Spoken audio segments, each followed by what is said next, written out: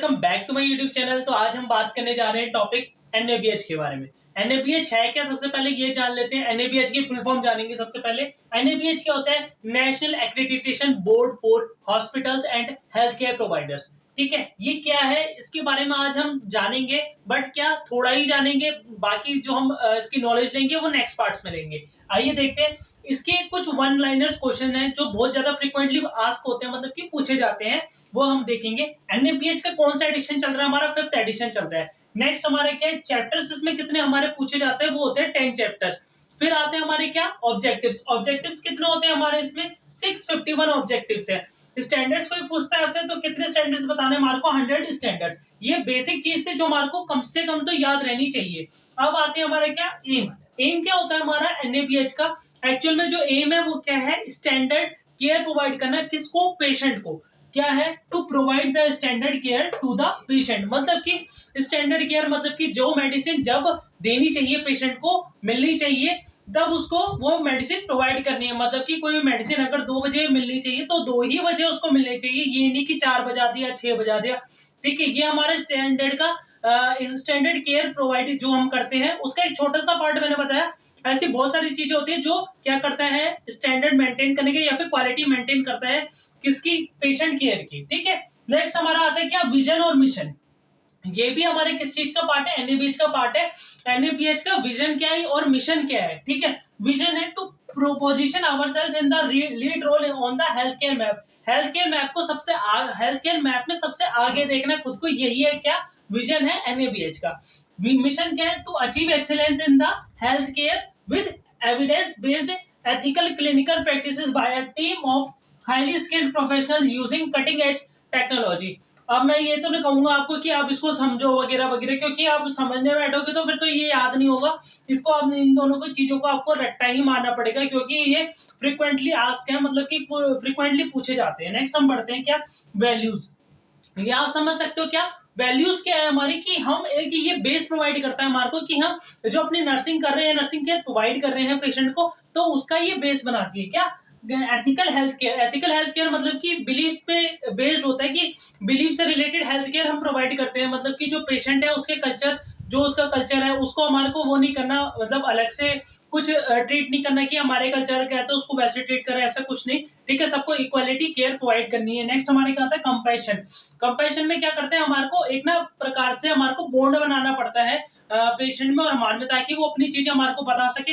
वो मतलब हेजिटेट ना करे कि ये हमारे, मतलब कि हम कहते हैं ना कोई स्ट्रेंजर होता है, ठीक है, हम अगर उसके साथ अच्छा बॉन्ड बना लेते हैं तो वो क्या करता है? हम अपनी चीजें शेयर करता है हमारे साथ। ठीक है, वैसे ही पेशेंट भी करेगा अगर आप अच्छा बॉन्ड बना लोगे, तो वही हमारा कंपैशन है। नेक्स्ट क्या आता है? Respect for individual. आपको रिस्पेक्ट करनी है सामने वाले पर्सन की, मतलब कि सामने वाले पेशेंट की। ये नहीं कि वो किसी चीज से ग्रसित है, मतलब कि बहुत ज्यादा इल है या फिर बुढ़ा है या फिर वल्नरेबल है या फिर किसी चीज से पॉजिटिव है। ठीक है, तो आपको ये नहीं करना कि मतलब कि कुछ पेशेंट्स होते हैं कि वो एचआईवी पॉजिटिव होते हैं, तो मतलब कुछ स्टाफ होते हैं तो वो उनको घृणा की नजर से देखते हैं। वैसा आपको कुछ नहीं करना। ठीक है, सबको इक्वल ही ट्रीट करना, रिस्पेक्ट करनी है उनकी कि वो भी पेशेंट है, कोई बात नहीं। ठीक है, ये हमारे किस में आ जाता है? Respect for individual. नेक्स्ट हमारे क्या था? Commitment to quality. यहाँ पे भी क्वालिटी आ गई। ठीक है, एनएबीएच है पूरा का पूरा, इसका जो चैप्टर्स है सब कुछ ऑल बेस्ड ऑन क्वालिटी।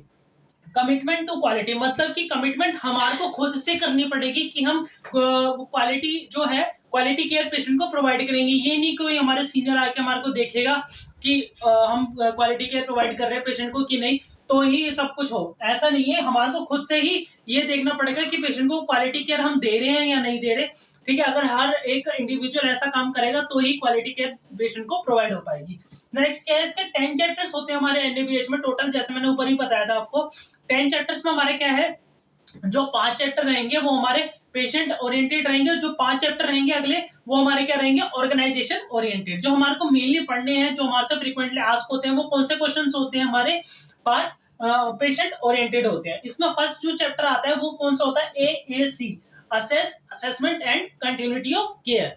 इसमें क्या रहता है कि जो हमारे को असेसमेंट करना होता है, सबसे पहले कोई हमारे पास पेशेंट आया है, ठीक है, तो उसका हमारे को क्या करना पड़ेगा? उसका असेसमेंट करना पड़ेगा। वो कैसे करेंगे? उसके हमारे वाइटल्स लेंगे। वाइटल्स में हमारे जैसे बीपी हो गया, पल्स हो गया, एसपीओ2 हो गया, ठीक है, और और क्या हो गया, जैसे कि हमारा पेन स्कोर हो गया, तो और भी सारी चीजें, टेम्परेचर हो गया, ये सारी चीजें हम क्या करेंगे, असेसमेंट में करेंगे, और हम उसकी कंडीशन देखेंगे कि क्या चीज से आया, जैसे फीवर से आया पेशेंट, ठीक है, तो उसमें क्या जो डॉक्टर ने प्रिस्क्राइब करी है मेडिकेशन, जैसे कि फीवर से आया, ठीक है, पीसीएम बोला है हमारे को देने के लिए 1 ग्राम, ठीक है, आईवी देना है, हमारे को ये पता होना चाहिए आईवी दे रहे हैं, ठीक है, तो कंटिन्यूटी ऑफ केयर में आएगा क्या, जो हमारे को आईवी देने के लिए बोला है, तो हम उसको वो पेशेंट को देंगे, प्लस क्या स्पंज, बात है अगर उसको बोला है स्पंज देने के लिए, ठीक है, तो स्पंज भी देंगे हम उसको पेशेंट को, ये नहीं कि मतलब कि डॉक्टर ने प्रिस्क्राइब कर दिया हम ऐसे ही बैठे हुए, ठीक है, या फिर उसको कोई भी इंटरवेंशन नहीं ले रहे हैं, ऐसे क्या हो रहा है, जो पेशेंट है हाइपरथर्मिया में चले जाएगा काफी ज्यादा, और से उसकी जो कंडीशन है और भी खराब हो जाएगी। तो क्या कंटिन्यूटी ऑफ केयर, ये नहीं कि हम उसको केयर देना बंद कर रहे हैं, डॉक्टर चलेगा तो हमने उसको केयर देना बंद कर दिया, ऐसे नहीं करना। नेक्स्ट चैप्टर हमारा क्या है, COP, care of patient. Care of patient में क्या है कि जो पेशेंट आया है हमारे पास, उसको केयर प्रॉपर्ली मिलनी चाहिए, मतलब क्वालिटी केयर मिलनी चाहिए, प्रॉपर्ली केयर मिलनी चाहिए। जैसे कि कोई पेशेंट है, बेड रिडन पेशेंट है वो, ठीक है, अब ये नहीं कि उसको बेड सोर्स है, ठीक है, ये नहीं कि ये नहीं होना चाहिए हम उसको अनदेखा कर दें, ठीक है, उसकी प्रॉपर ड्रेसिंग होनी चाहिए उसकी बेड सोर्स की। जैसे कोई पेशेंट है उसको कैथेटर लगा हुआ है, ठीक है, तो कैथेटर की भी प्रॉपर उसकी क्या होने है, हाइजीन मेंटेन हो, ठीक है, उसकी प्रॉपर कैथेटर केयर हो, ये सब कुछ पेशेंट का राइट है, ठीक है, उसको होना चाहिए, उसको मिलना चाहिए ये केयर, ठीक है, यही हमारी क्वालिटी केयर में आएगी, केयर ऑफ पेशेंट, जो हमारा सेकंड चैप्टर है। थर्ड आता है हमारा मैनेजमेंट ऑफ मेडिकेशन।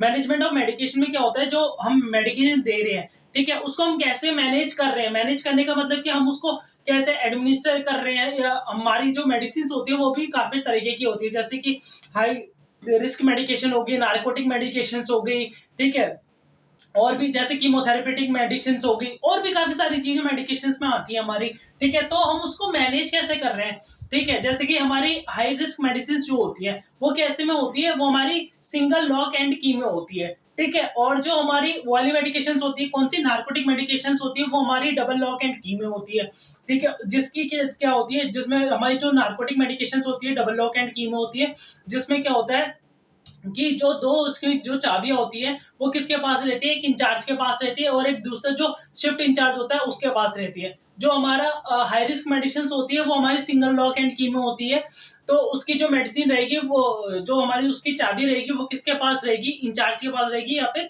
सीनियर, या फिर सीनियर स्टाफ के पास, या टीएल के पास रहेगी, ठीक है। नेक्स्ट इसका क्या हमारा मैनेजमेंट में और एक और चीज आती है, क्या proper dose, proper root, proper administration होना चाहिए किसका, मेडिकेशन का। ये नहीं कि डॉक्टर ने सिरप बोला हमने इंजेक्शन लगा दिया, फिर डॉक्टर ने टैबलेट बोली हमने इंजेक्शन दे दिया, सिरप दे दिया, ठीक है, ऐसा नहीं होना चाहिए। नेक्स्ट क्या है, पीआरई, चैप्टर 4 है PRE, patient rights and education. Patient के कुछ राइट्स होते हैं, कुछ एजुकेशन हमारे को प्रोवाइड करनी होती है पेशेंट को, वो क्या क्या होता है, पेशेंट राइट्स क्या क्या है कि क्या बोलते हैं, पेशेंट के राइट्स क्या क्या है, जैसे कि उसको अपनी ट्रीटमेंट के बारे में जानने का पूरा पूरा का अधिकार है। ये नहीं होना चाहिए कि पेशेंट को पूछ रहा है हम कुछ नहीं बता रहे, उसको ऐसा कुछ नहीं होना चाहिए।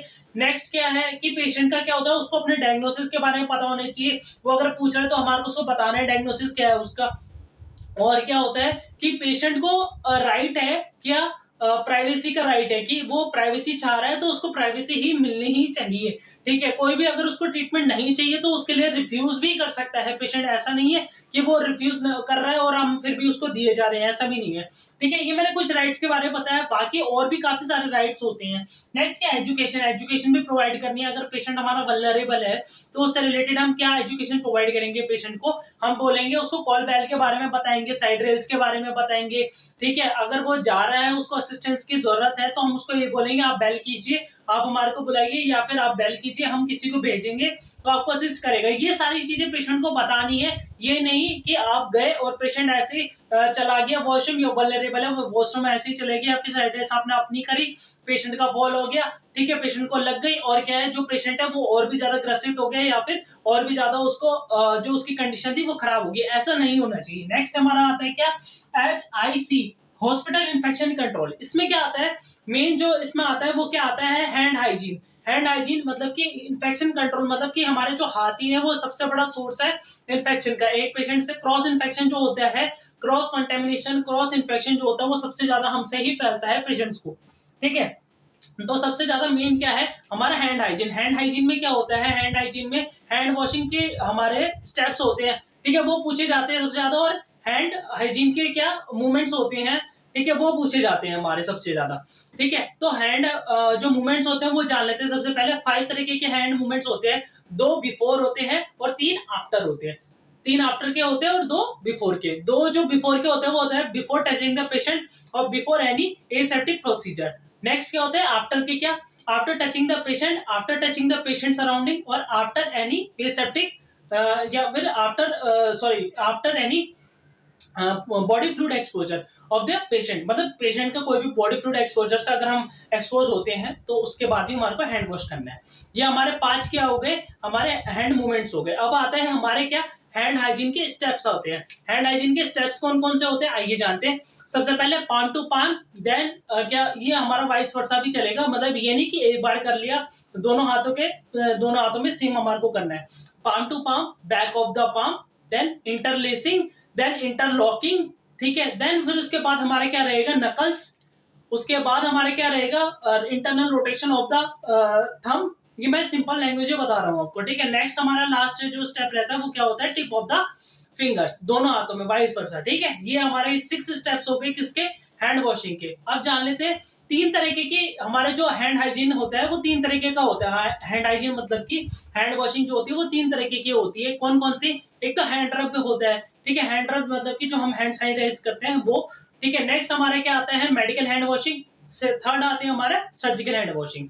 इसमें कुछ टाइमिंग्स होती है, क्या हैंड रब की जो टाइमिंग होती है वो होती है 20 to 30 सेकंड्स। जो मेडिकल हैंड वॉशिंग जो होता है वो कितने टाइम की होती है, वो होती है 40 to 60 सेकंड्स की। सर्जिकल हैंड वॉशिंग जो होती है वो होती है हमारी 3 मिनट से लेके 5 मिनट्स तक की।